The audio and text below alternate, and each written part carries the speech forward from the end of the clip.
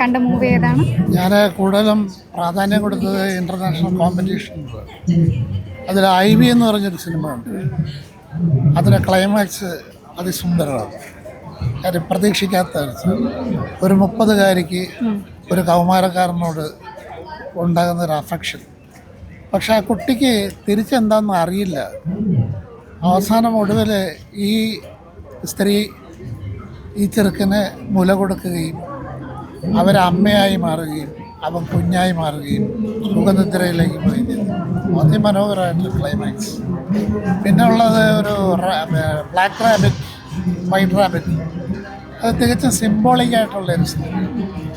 ഒരു പഴയ സിനിമയെ എടുത്ത് റീക്രിയേറ്റ് ചെയ്യാനുള്ളൊരു ശ്രമം നടത്തുന്ന സംവിധായകനും അതുമായി ബന്ധപ്പെട്ട് വരുന്ന പ്രശ്നങ്ങളിൽ ഒരു സ്ത്രീക്കുണ്ടായ ആക്സിഡൻറ്റും അതിൻ്റെ പിന്നിൽ വേറെ ചിലർ കളിച്ചതും അതിൻ്റെ ഒരു പ്രതികാരമൊക്കെ ആയിട്ട് അതൊരു വ്യത്യസ്ത ജോണറിലെങ്കിലും കൊള്ളാം. എങ്ങനെയുള്ള സിനിമകളോടാണ് സാറിന് താല്പര്യം കാണാൻ? എനിക്ക് നല്ല സിനിമകളായിരിക്കണം. ഒരുപാട് വയലൻസ് എന്നുള്ള സിനിമകളിൽ താല്പര്യം. നമുക്ക് മലയാളത്തിലുമൊക്കെ നല്ല സിനിമയൊക്കെ ഇറങ്ങുന്നുണ്ട്. ഇവിടെ കണ്ടതിൽ ഇത് പിന്നെ ഈ ബോഡി എന്നും പറഞ്ഞിട്ട് ഒരു സിനിമ കണ്ടായിരുന്നു.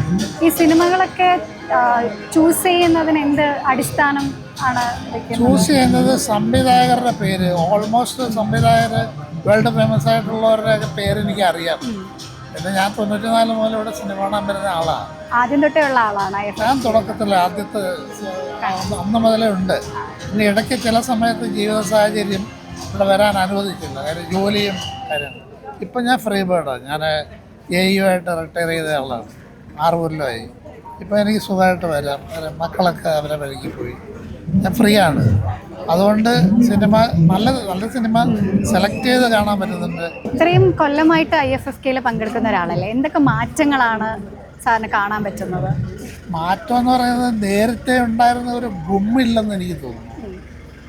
മുമ്പൊക്കെ ഞങ്ങൾ വരുമ്പോഴത്തേക്ക് ഒരു പ്രത്യേക ഗുമ്മാണ്. അത് മാറിയിട്ട് ഇപ്പോൾ ആള് കൂടി, ഇഷ്ടംപോലെ ആള് വരുന്നുണ്ട്. പക്ഷെ ചില കുട്ടികളൊക്കെ ഈ സിനിമ പകുതി ആകുമ്പോഴേക്ക് ഇറങ്ങിപ്പോകുന്നുണ്ട്.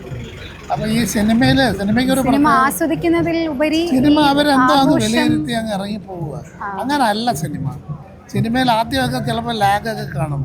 പക്ഷെ അവസാനമൊക്കെ മൊത്തം കണ്ടു കഴിയുമ്പോഴേ നമുക്കതിൻ്റെ കൃത്യമായ സാധനം എന്താണെന്ന് മനസ്സിലാകും.